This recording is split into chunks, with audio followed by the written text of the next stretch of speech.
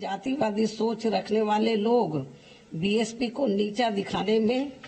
व उसके नेतृत्व को बदनाम करने के लिए कभी भी कोई मौका नहीं छोड़ते हैं। और उनमें से खासकर जो पार्टी केंद्र व राज्यों की सत्ता में होती है तो वह साम दाम दंड भेद आदि अनेकों प्रकार के हथकंडे अपनाकर वह बीएसपी के विधायकों आदि को भी तोड़कर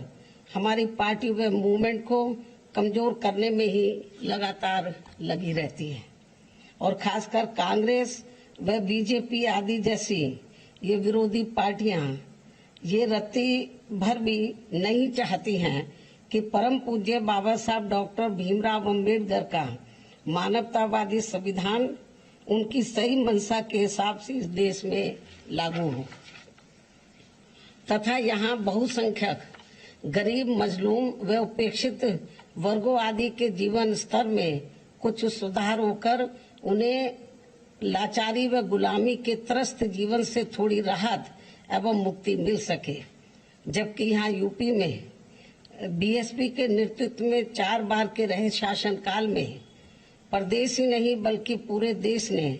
ये देख लिया है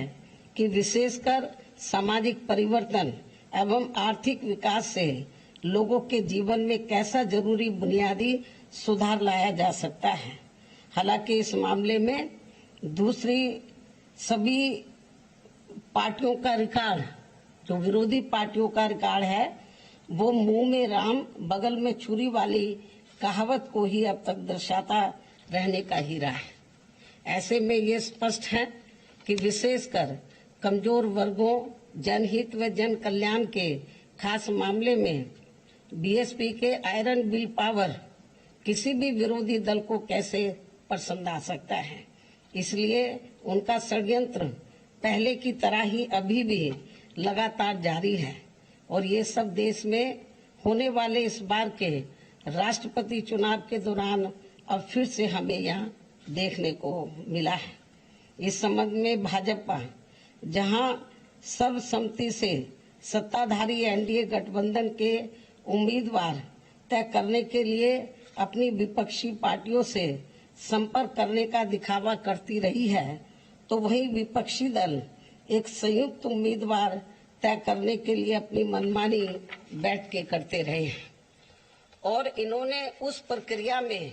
बीएसपी को अलग थलग रखा है। ये सब इनकी जातिवादी मानसिकता नहीं है तो और क्या है। जबकि बीएसपी जनहित के लगभग हर खास मामले में भाजपा के खिलाफ विपक्ष का हमेशा से सहयोग करती रही है, किंतु पहले बंगाल की मुख्यमंत्री द्वारा दिनांक 15 जून को विपक्षी पार्टियों की बैठक में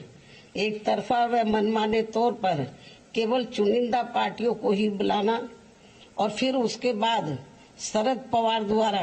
श्री शरद पवार द्वारा दिनांक 21 जून को इसी प्रकार की बैठक में बीएसपी को नहीं बुलाना आदि इनके ये जातिवादी इरादों को स्पष्ट करता है। ऐसे में राष्ट्रपति व उपराष्ट्रपति चुनाव हेतु विपक्षी एकता का प्रयास गंभीर न होकर लोगों को इसका केवल एक दिखावा ही ज्यादा लगता है, जिसका अंजाम भी सभी को मालूम है। जबकि इन्हीं विपक्षी पार्टियों ने बीएसपी को भाजपा की बी टीम का झूठा प्रचार खूब फैलाकर व माहौल बनाकर खासकर यूपी के इस बार के विधानसभा के हुए आम चुनाव में हमारी पार्टी को काफी नुकसान किया है। बल्कि इन्होंने एक विशेष समुदाय को बीएसपी के खिलाफ व सपा के पक्ष में इतना ज्यादा गुमराह किया कि सपा तो हारी ही हारी, अंत में भाजपा यहाँ दोबारा से सत्ता में आ गई। लेकिन इस आत्मघाती रवैये के बाद भी विपक्षी पार्टियों का बीएसपी विरोधी जातिवादी रवैया अभी भी बरकरार है, जिसके बाद निश्चय ही बीएसपी अब किसी भी मामले में अपना निर्णय लेने के लिए पूरी तरह से स्वतंत्र व आजाद है, जो बीएसपी के प्रति विपक्ष की जारी जातिवादी नीति की ही करनी धरनी का ही परिणाम है। और ऐसे संकीर्ण जातिवादी तत्वों को ना तो पहले परम पूज्य बाबा साहब डॉक्टर भीमराव अंबेडकर व उनका मानवतावादी मूवमेंट गवारा हो रहा था और न ही अब इन्हें बीएसपी को फलना फूलना हजम हो पा रहा है, क्योंकि बाबा साहब डॉक्टर भीमराव अंबेडकर के जबरदस्त जीवन संघर्षों से जो कुछ देश के गरीबों, मजदूरों, बेरोजगारों, दलितों, शोषितों, पीड़ितों आदि को संवैधानिक व कानूनी तौर पर मिला वह ऐतिहासिक व अनमोल था। और फिर इसके बाद उनकी अनुयायी पार्टी बीएसपी के माध्यम से इन उपेक्षित समाज के करोड़ों लोगों को उनके जो संवैधानिक व कानूनी अधिकार जमीनी स्तर पर खासकर यूपी में मिल पाया है, वे बेमिसाल है, जो इन सभी बीएसपी विरोधी पार्टियों को कैसे हजम होने वाला है। इसलिए अलग अलग पार्टी होते हुए भी बीएसपी के विरोध के मामले में भी ये सभी पार्टियां अंदर अंदर एक हो जाती हैं और हमें नुकसान पहुंचाती हैं। लेकिन बीएसपी ये सब कड़वा सच जानकर व समझकर यहाँ गरीबों, शोषितों व उपेक्षित वर्गों आदि के हित में परम पूज्य बाबा साहब डॉक्टर भीमराव अंबेडकर की तरह ही पत्थर काट कर अपना रास्ता खुद बनाने के लिए लगातार संघर्ष करती रहती है और इन वर्गों का हित एवं आत्मसम्मान व स्वाभिमान बीएसपी के लिए सर्वोपरि है,